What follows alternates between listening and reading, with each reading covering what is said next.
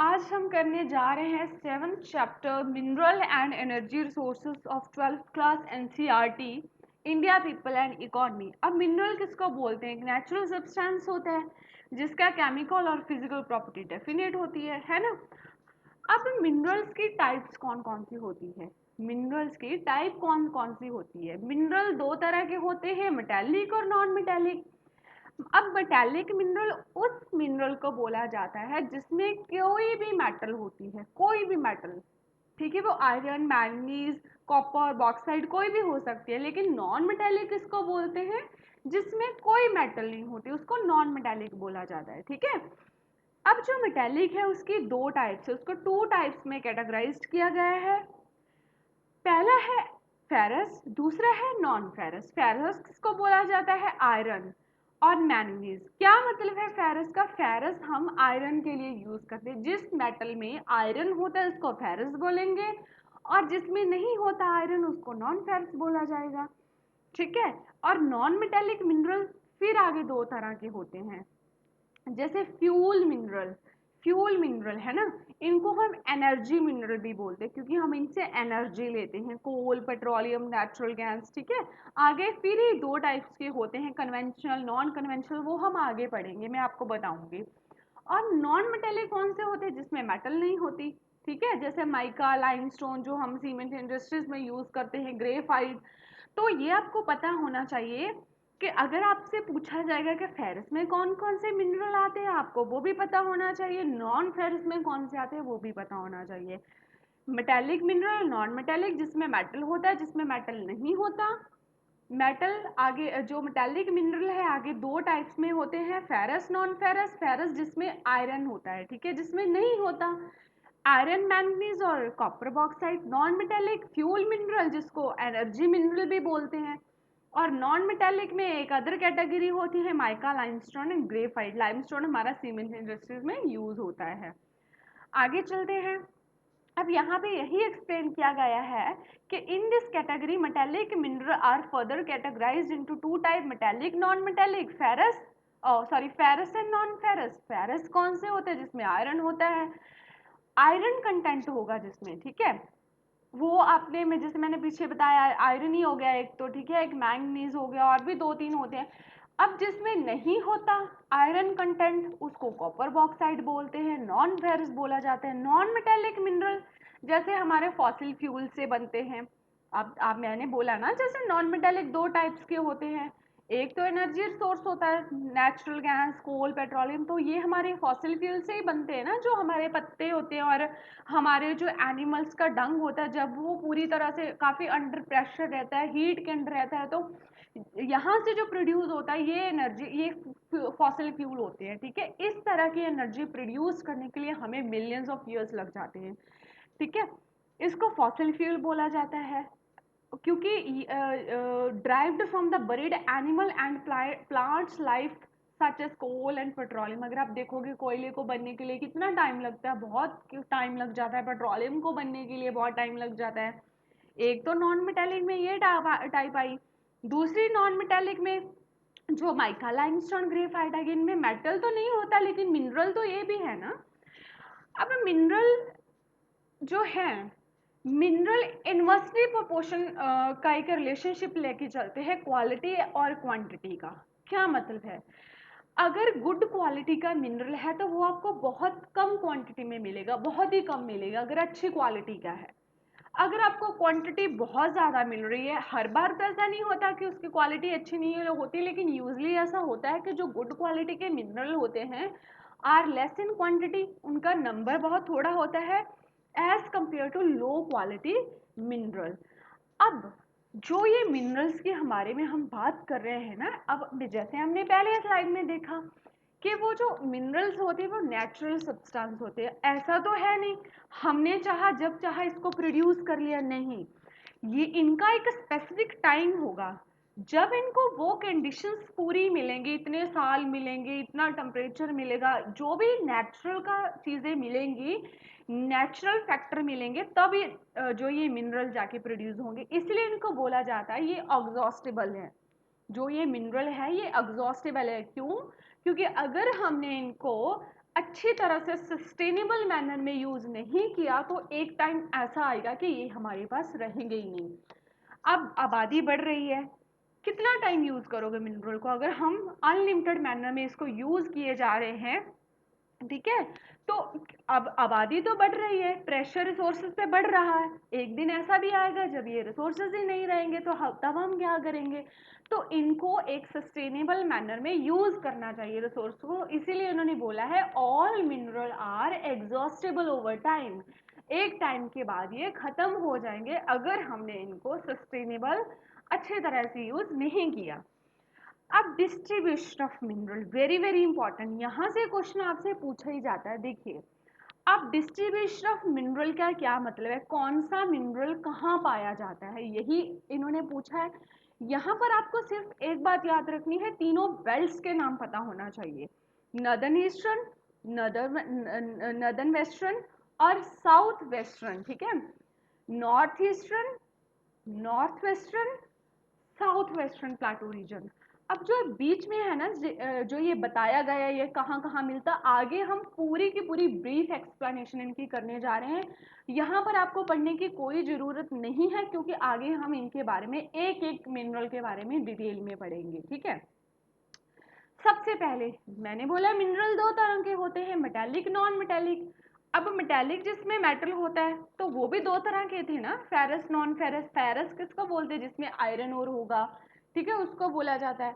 तो अब हम फेरस में मिनरल के बारे में पढ़ने जा रहे हैं। फेरस मिनरल कौन से मिनरल होते हैं? दो मिनरल मैंने आपको बताए थे, आयरन और मैंगनीज। एक आपका क्रोमाइट, आपको नाम याद होने चाहिए। आपसे डायरेक्टली ये क्वेश्चन भी पूछा जा सकता है कि फेरस मिनरल कौन से होते हैं? आयरन और मैंगनीज, क्रोमाइट, दो और भी होते हैं, ठीक है। ये जो है ना मिनरल, ये मेट्रोलॉजिकल इंडस्ट्रीज का बहुत बड़ा बेस होता है, ठीक है। अब जो मोस्ट इंपॉर्टेंट थिंग है, आपको ये पता होना चाहिए कौन से मिनरल के रिजर्व कहाँ पे मिलता है, कहाँ पे इनकी प्रोडक्शन सबसे अच्छी होती है हमारे इंडिया में। और एक एक हम करके देखेंगे। सबसे पहले फेरस मैंने आपको दो तरह के बताए थे, क्रोमाइट भी होता है एक, और भी होते हैं। तो हम यहाँ आयरन और मैंगनीज के बारे में देखने जा रहे हैं। आयरन, आयरन बेसिकली दो तरह के होते हैं, ठीक है। इंडिया में बहुत अच्छी प्रोडक्शन होती है आयरन की। आयरन के दो टाइप्स होती है, एक होता है हेमाटाइट और दूसरा होता है मैग्नेटाइट। दो टाइप्स होती हैं आयरन की, पहली होती है हेमेटाइट, दूसरी होती है मैग्नेटाइट। अब इन दोनों आयरन में डिफरेंस क्या होता है? आयरन जो मिलता है हेमेटाइट और मैग्नेटाइट, इनमें यही डिफरेंस होता है, जो मैग्नेटाइट होता है ये अच्छी क्वालिटी का आयरन होता है, इसमें 70% आयरन कंटेंट मिलता है, इसमें 50 to 60% आयरन कंटेंट मिलता है, ये इनमें डिफरेंस है, ठीक है। इंडिया में दो तरह का आयरन मिलता है, हेमेटाइट और मैग्नेटाइट। मैग्नेटाइट में जो आयरन होता है उसकी क्वांटिटी, जो कंटेंट होता है 70% होता है, इसमें 50 से 60% तक होता है। क्वालिटी में डिफरेंस आ गया इनमें। आप देखो, अगर आप ऐसे पढ़ोगे तो ये बहुत कंफ्यूजिंग है, कभी याद नहीं होंगे, इनको एक बहुत आसान मैनर में पढ़ना है आपको। पहली चीज इंपॉर्टेंट ये है कि हेमेटाइट, मैग्नेटाइट। इसके बाद आपसे ये पूछा जाएगा कि कहाँ पे आयरन मिलता है सबसे ज्यादा। तो आपको ये चार स्टेट्स याद रखनी है इंडिया की, उड़ीसा, झारखंड, छत्तीसगढ़ एंड कर्नाटका, एंड गोवा भी याद रख सकते हो। Orissa, Jharkhand, Chhattisgarh, Karnataka and Goa. One by one हम देखेंगे कि किन स्टेट में कौन कौन सी आयरन की माइंस पाई जाती है, ठीक है। पहले हम बात करते हैं उड़ीसा में, ठीक है। उड़ीसा में मैंने बोला स्टेट बाय स्टेट देखेंगे, उड़ीसा में कहाँ कहाँ पे पाई जाती है। ये रहा, in Orissa iron ore occur in the series of hill range of Sundargarh, Mayurbhanj and Jhar. अब शुरू यहाँ से होता है, इंपॉर्टेंट माइंस। उड़ीसा में इंपॉर्टेंट माइंस कौन सी मिलती है? आप अगर दो बार ही पढ़ोगे ना आपको याद हो जाएगा ये सारा। उड़ीसा में, पहले हम बाद में झारखंड, छत्तीसगढ़, कर्नाटका देखें, तो उड़ीसा में जो माइन मिलती है, पहली माइन जो मिलती है गुरु माहिसनी, ठीक है, गुरु माहिसनी, सुलाईपत, बदम पहाड़ इन मयूरभंज, कुरुबुरु इन केंदुजाहर एंड बनाई इन सुंदरगढ़, ठीक है। ये आपको मिलता है सबसे पहले उड़ीसा में। हो गया उड़ीसा का कौन कौन सी माइन, बदम पहाड़ मयूरभंज डिस्ट्रिक्ट में, कुरुबुरु जो आपका केंदुझार में और बुनाई आपका सुंदरगढ़ में। ये इंपॉर्टेंट मायने उड़ीसा की, उड़ीसा सबसे बड़ा लीडिंग प्रोड्यूसर है आयरन ओर का, ठीक है। इन जो 4-5 स्टेट मैंने बताई है ना आपको, इनमें 95% आयरन मिलता है इंडिया का। तो सबसे पहले उड़ीसा में देखा, आगे हम कौन सी स्टेट देखेंगे, आगे हम देखेंगे झारखंड। झारखंड में जो ये माइंस है, दो ही माइंस है, एक नावमुंडी और गौआ। ये कहाँ मिलता है, सिंहभूम डिस्ट्रिक्ट में। बिल्कुल आसान। उड़ीसा में मैंने 3 माइंस बताई, 3 और 4 आपको याद रखनी। और झारखंड जो सेकंड स्टेट है जहाँ पे आपको आयरन मिलता है वो है नोया मुंडी और गोवा। कहाँ मिलता है, कौन सी डिस्ट्रिक्ट में, सिंहभूम डिस्ट्रिक्ट में। स्टेट कौन सी है, झारखंड। हो गया। इसके बाद बात करते हैं कर्नाटका की। कर्नाटका पे चलते हैं।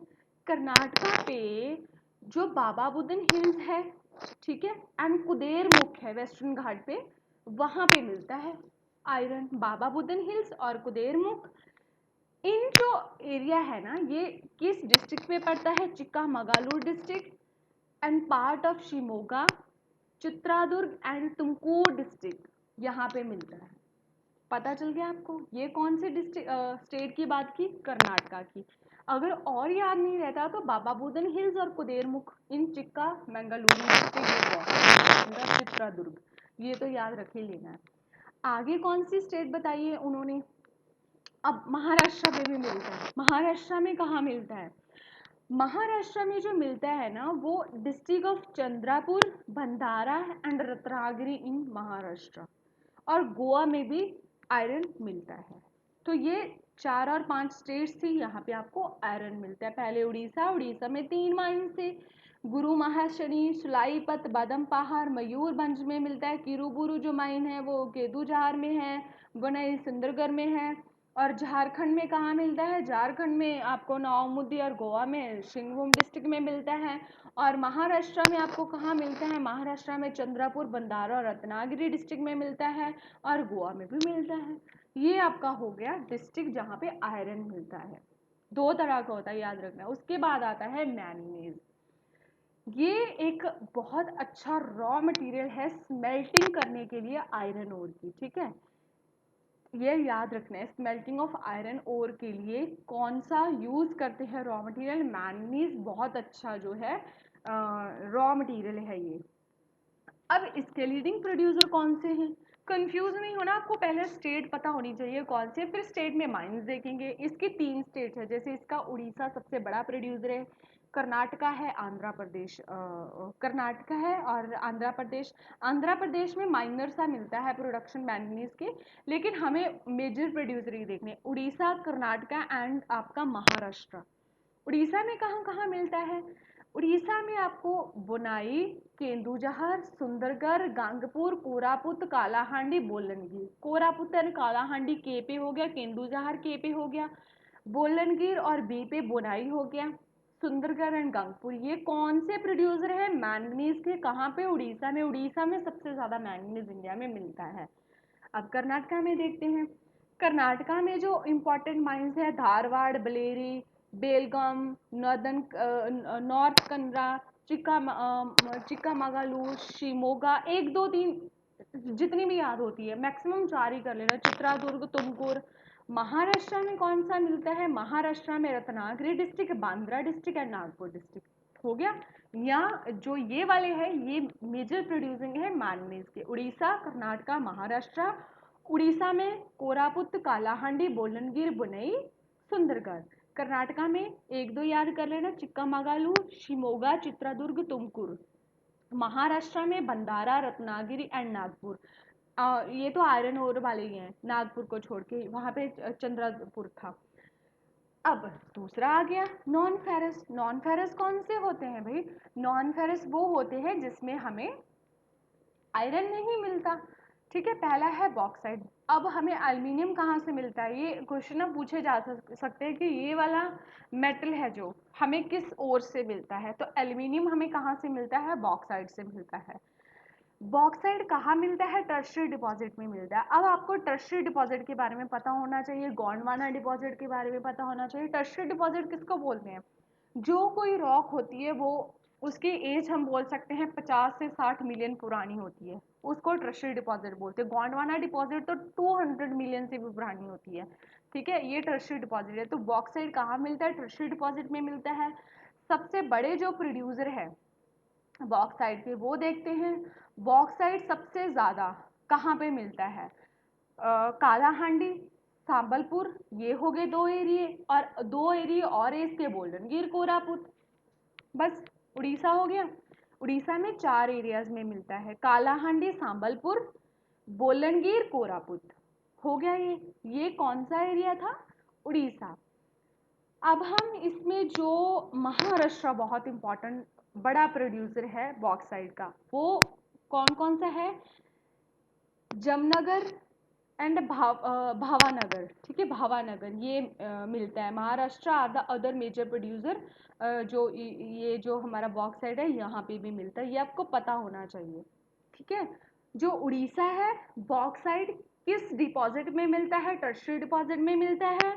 टर्शियरी डिपॉजिट कौन सी डिपॉजिट होती है? जो 50 साल पुरानी, 50 मिलियन साल पुरानी होती है, ठीक है, उनको बोला जाता है। बॉक्साइट के कौन कौन से मेजर प्रोड्यूसिंग स्टेट है? उड़ीसा है। उड़ीसा में हमें कहाँ मिलता है? कोरापुट, कालाहांडी, बोलनगिर और सांबलपुर, चारे जो एरिया है, 4 एरियाज है, चारों के चारों आपको यहाँ पे लिखे हुए मिल जाएंगे। दूसरा जो मेजर प्रोड्यूसिंग है छत्तीसगढ़ है। छत्तीसगढ़ में हमें कहाँ पर मिलता है? अमरकंटक प्लेटू, और एक यहाँ पे नहीं लिखा गया, बिलासपुर, ठीक है। छत्तीसगढ़ में हमें कहाँ पर मिलता है? छत्तीसगढ़ में हमें मिलता है अमरकंटक प्लेटू और बिलासपुर में। तीसरा जो मेजर प्रोड्यूसर है ना, मध्य प्रदेश। मध्य प्रदेश में कहाँ मिलता है? कतनी जबलपुर एरिया में और बालाघाट में मिलता है, ये तो आपको यहीं पे लिखा है मध्य प्रदेश में, ठीक है, मध्य प्रदेश में मिलता है। और महाराष्ट्र में आपका मिलता है पूना, सतारा, कोल्हापुर, रत्नागिरी, थाने में मिलता है, ये सारा आपको यहाँ पे लिखा हुआ मिल जाएगा। आपको स्टेट्स याद रखने, देखो उड़ीसा तो आयरन में भी उड़ीसा ही पहले पे था, फिर आयरन में भी मैंगनीज में भी उड़ीसा पहले पे था, बॉक्साइट में भी उड़ीसा पहले पे है। मैंने 4 एरिया के बारे में बताया। उड़ीसा में कहाँ मिलता है? कालाहांडी, सांबलपुर, बोलनगिर, कोरापुट। उसके बाद छत्तीसगढ़ में कहाँ मिलता है आपको? अमरकंटक प्लेटू और बिलासपुर।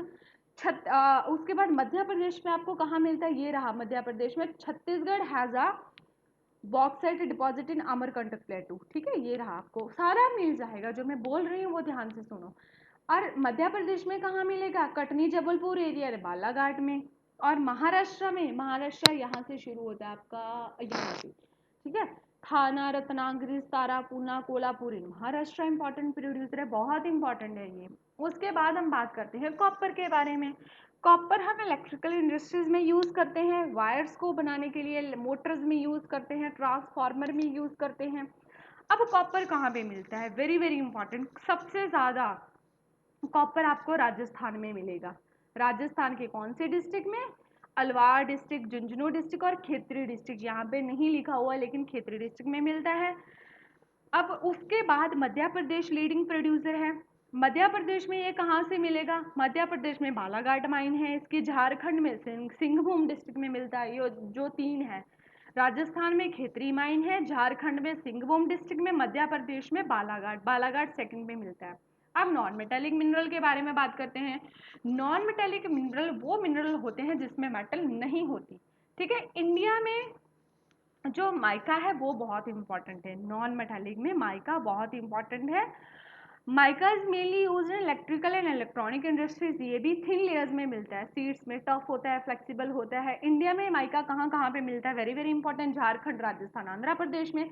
जो इतना बड़ा पैराग्राफ दिया गया है ना, जो मैं बोलूँगी उसे ध्यान से सुनना, बहुत आसानी से याद हो जाएगा। 3 स्टेट्स बोलने जा रही हूँ, पहली झारखंड, दूसरी राजस्थान, तीसरी आंध्र प्रदेश। झारखंड में कहाँ मिलता है? आपको यहाँ पे लिखेगा, देखो झारखंड, आंध्र प्रदेश, राजस्थान, 3 स्टेट्स पे मिलता है। और झारखंड के बारे में पहले अगर बात करते हैं, झारखंड में छोटा नागपुर प्लेटू में मिलता है ये। उसके बाद ये हजारीबाग जो बेल्ट है झारखंड की, वहाँ पे, ठीक है, झारखंड में ये कहाँ मिलता है? ये रहा हजारीबाग प्लेटू में, और छोटा नागपुर प्लेटू में, 2 ही है झारखंड में। राजस्थान में कहाँ मिलता है? अजमेर में मिलता है, अजमेर में, राजस्थान में अजमेर में मिलता है, अजमेर, जो ये बेल्ट है कहाँ तक है, जयपुर से भीलवाड़ा तक और उदयपुर के राउंड में मिलता है। आंध्र प्रदेश में निलोर में मिलता है, निलोर बेल्ट है, ठीक है। निलोर बेल्ट कौन सी स्टेट है जहाँ पे माइका मिलता है, झारखंड, राजस्थान, आंध्र प्रदेश। झारखंड में हजारीबाग प्लेटू, छोटा नागपुर प्लेटू, राजस्थान में अजमेर तो मिलता ही है, लेकिन यहाँ अजमेर के बारे में नहीं बताया गया। लेकिन और भी बेल्ट है जो राजस्थान में जयपुर से भीलवाड़ा तक और एक उदयपुर में मिलता है। आंध्र प्रदेश में कौन सा मिलता है, नीलोर डिस्ट्रिक्ट में बहुत बेस्ट क्वालिटी का माइका मिलता है। उसके बाद एनर्जी रिसोर्सेज, ये तो बहुत इंपॉर्टेंट है भाई।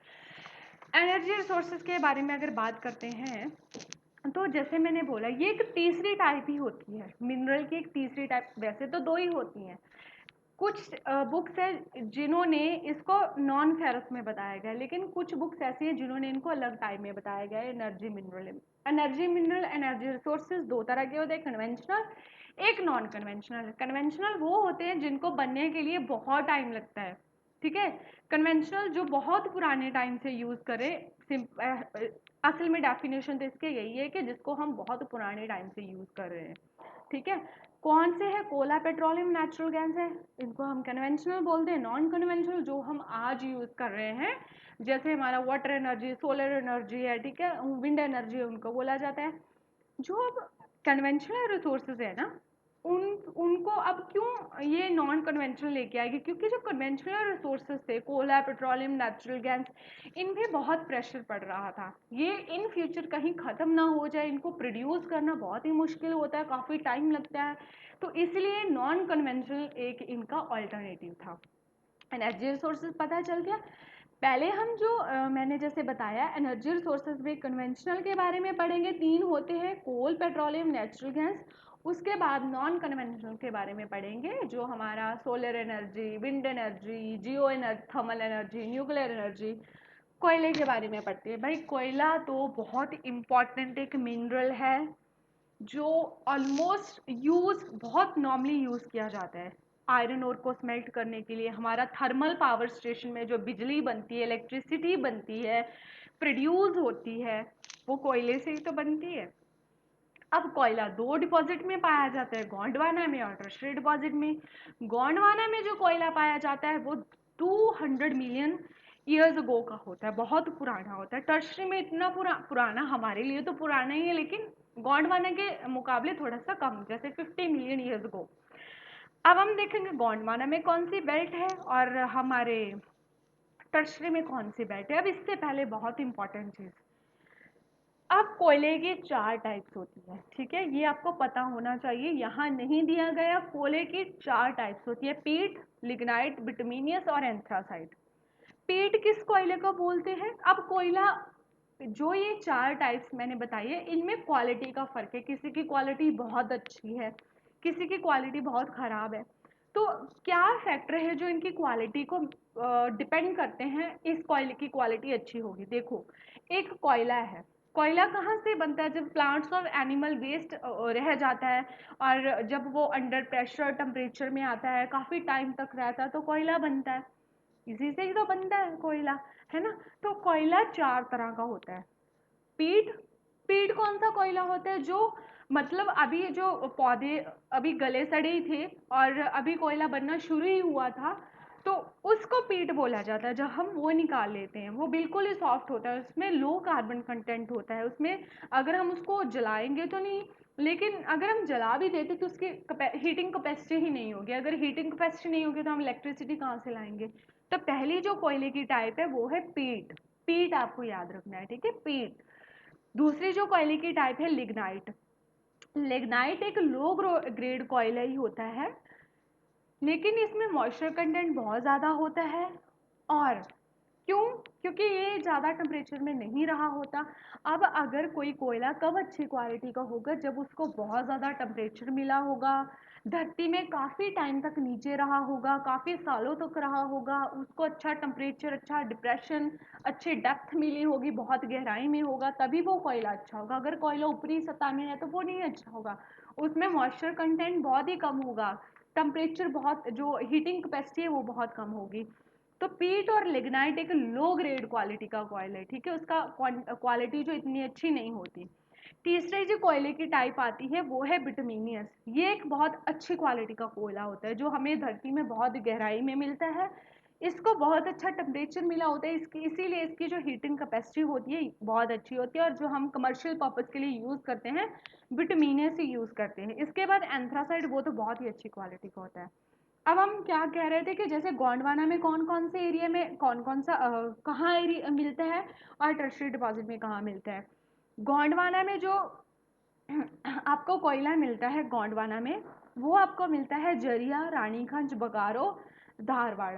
जैसे आपको पता ही होगा जरिया तो one of the most important producer of coal, ठीक है, फील्ड है जो झरिया, बहुत ही इंपॉर्टेंट है। झरिया के बाद रानीगंज है, ये तो आपको याद करने की भी ज़रूरत नहीं है, वैसे ही पता होता है झरिया, रानीगंज, बोकारो, ये बहुत इंपॉर्टेंट है, करणपुरा। तो ये कौन सी बेल्ट होगी, झारखंड बेल्ट होगी। तो नदियाँ की बात करें, कहाँ मिलता है, गोदावरी, महानदी, सोन, यहीं से ही निकलती है ना, यहीं पे जो नदियाँ ये जो इनकी रिवर वैली होती है। तो ये हो गया, कौन सा हो गया हमारा गोंडवाना डिपॉजिट। टर्शियरी डिपॉजिट कौन सा होता है, टर्शियरी डिपॉजिट में कौन कौन सी मिलती है। टर्शियरी डिपॉजिट में जो हमारी नॉर्दर्न ईस्टर्न स्टेट होगी, जैसे हमारा हो गया नॉर्दर्न ईस्टर्न स्टेट में मेघालय, असम, अरुणाचल प्रदेश, नागालैंड, वहाँ पे मिलता है, ठीक है। ये आपको याद रखना है कि जो हमारा जो गोंडवाना डिपॉजिट है वहाँ पे आपको झरिया, रानीगंज, बोकारो, धारवाड़ में मिलता है, और जो रिवर वैली है वहाँ पे गोदावरी, महानदी, सन और वर्धा में मिलता है। टर्शियरी डिपॉजिट की अगर बात करें तो Assam, Arunachal Pradesh, Meghalaya, Nagaland, northern eastern state ही है ये सारी की सारी। तो ये हो गया कोयले की टाइप्स, ठीक है। आगे हम बात करते हैं पेट्रोलियम के बारे में। पेट्रोलियम को हम ब्लैक गोल्ड के नाम से भी जानते हैं, बोलते हैं, और इसको लिक्विड गोल्ड भी कहा जाता है। इतने पर्पज़ के लिए तो यूज़ होता है, इसीलिए इसको गोल्ड जो ब्लैक गोल्ड भी बोला जाता है। ये किस पर्पज़ के लिए यूज़ होता है। Crude petroleum consist of hydrocarbon of liquid and gases state very with chemical composition, colour and specific gravity. अभी कहाँ यूज़ करते हैं, मोबाइल में यूज़ करते हैं, रेलवे में यूज़ करते हैं, एयरक्राफ्ट में यूज़ करते हैं। इनसे काफ़ी प्रोडक्ट बनते हैं, जैसे fertiliser, synthetic rubber, synthetic fibre, medicine, Vaseline, lubricants, wax, shop, cosmetics, ये सारे प्रोडक्ट बनते हैं। अब आपको ये पता होना चाहिए कि कोयले के सबसे बड़े प्रोड्यूसर कहाँ पे मिलते हैं। कोयला कहाँ मिलता है, कौन सी डिपॉजिट में मिलता है, टर्शियरी डिपॉजिट में, जो मैंने बताया था 50 मिलियन ईयर्स अगो, इतना टाइम चाहिए होता है, और टर्शियरी डिपॉजिट में मिलता है, ठीक है। अब वो कौन से एरिया में कोयला मिलता है वो आपको पता होना चाहिए। जैसे सबसे ज़्यादा कोयला तो बॉम्बे हाई, कहाँ पे है, मुंबई पे, यहाँ पे लिखा था बॉम्बे हाई पे, मुंबई पे मिलता है सबसे ज़्यादा कोयला। उसके बाद आपका Digboi, one of the most important, Digboi Assam में।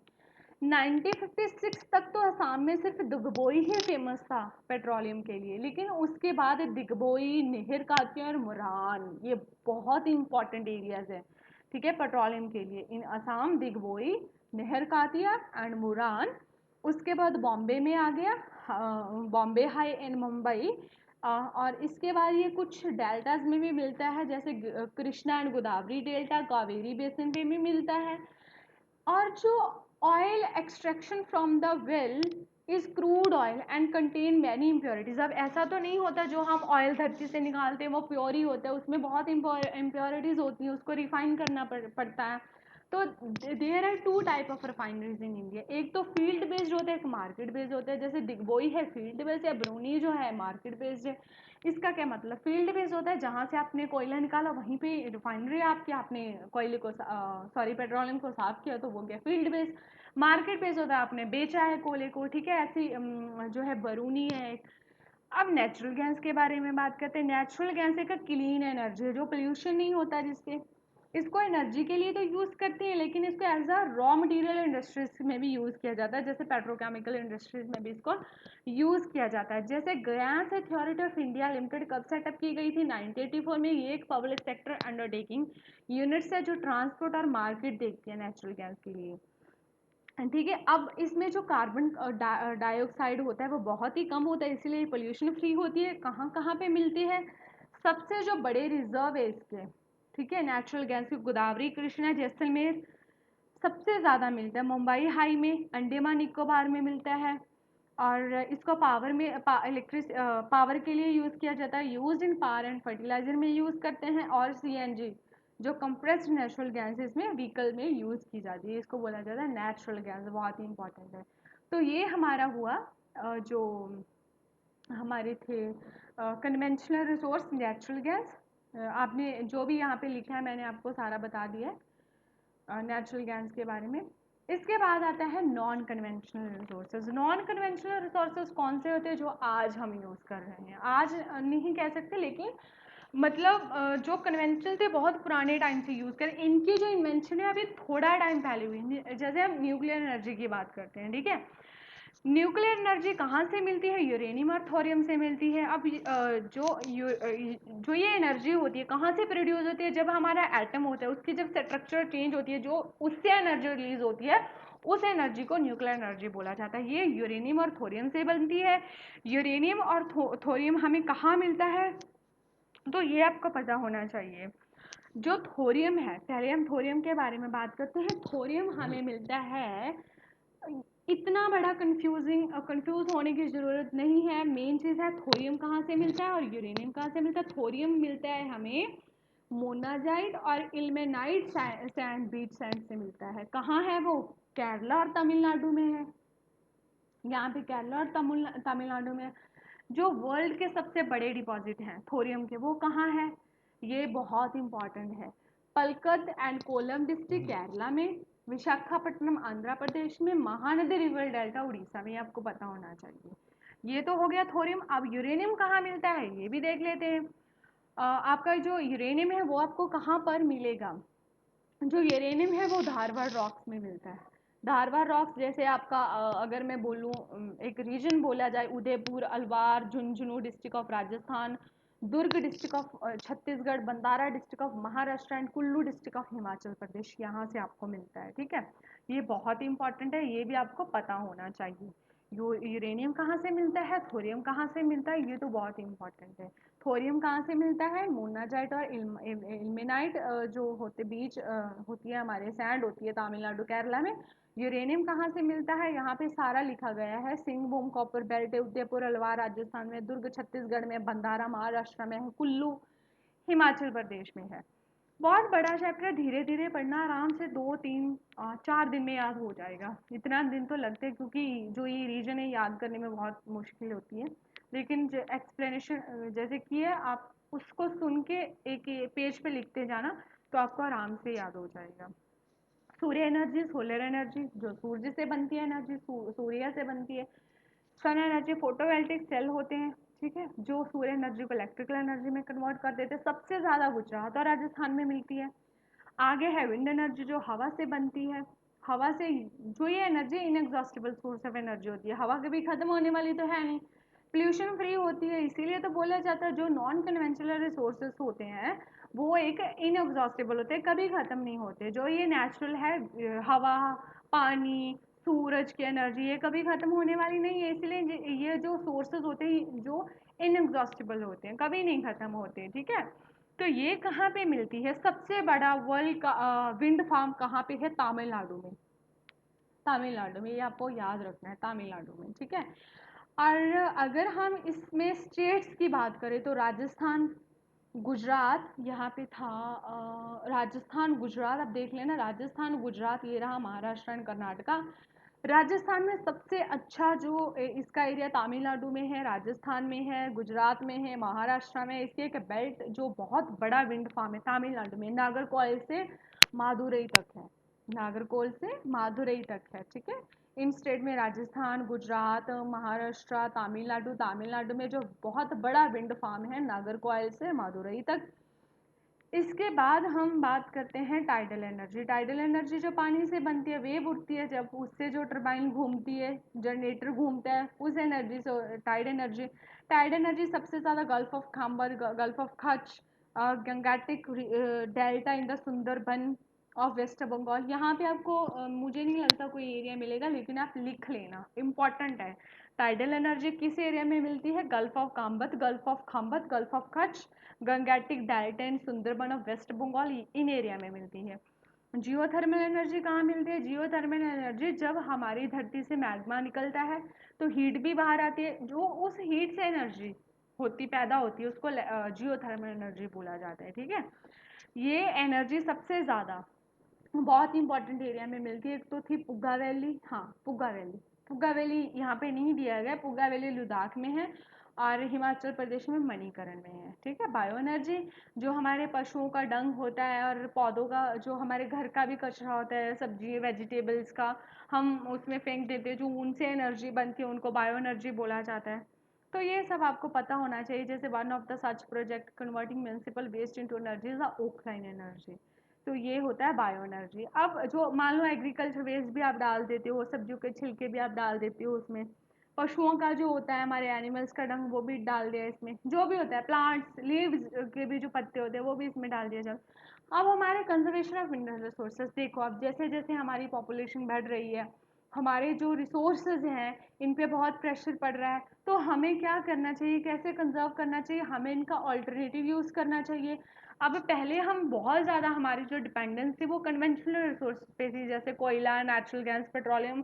लेकिन आज हमने आज का मतलब ये नहीं कि आज, मतलब अभी के टाइम में जो हमारी जो डिपेंडेंस है वो नॉन कन्वेंशनल की तरफ शिफ्ट होती जा रही है, जो बहुत अच्छा अल्टरनेटिव है हमारे लिए, क्योंकि वो कभी ख़त्म तो होते नहीं है, इनएग्जॉस्टिबल होते हैं, तो इनको ज़्यादा टाइम भी नहीं लगता बनने के लिए। तो हमें अगर इनको कंजर्व करना है तो इनको एक सस्टेनेबल मैनर में यूज़ करना होगा, और इनका एक अल्टरनेटिव जो हमारा solar energy, wind wave, geothermal, that are inexhaustible in nature, हम उनको यूज़ करना होगा। तो इनका कंजर्वेशन बहुत ज़रूरी है। ठीक है, तो this is all about the chapter. अगर आप इस चैप्टर को जो स्टेट्स हैं 2 या 3 दिन लगातार पढ़ोगे, ठीक है, 15 से 20 मिनट्स तक आप देख लेना, तो ये आपको आराम से याद हो जाएंगे। जैसे बोला है एक पेपर पे वैसे लिखते जाना, बोला है इसी में से गया है, जो जो एरिया यहाँ पे डिफाइंड है उसी एरिया के अकॉर्डिंग बोला गया है, आपको आराम से याद हो जाएगा, कोई भी एरिया छूटेगा नहीं। तो this is all about the chapter. Thank you. अगर आपको मेरा लेक्चर अच्छा लगे प्लीज़ इसको लाइक, सब्सक्राइब एंड शेयर कीजिएगा। Thank you.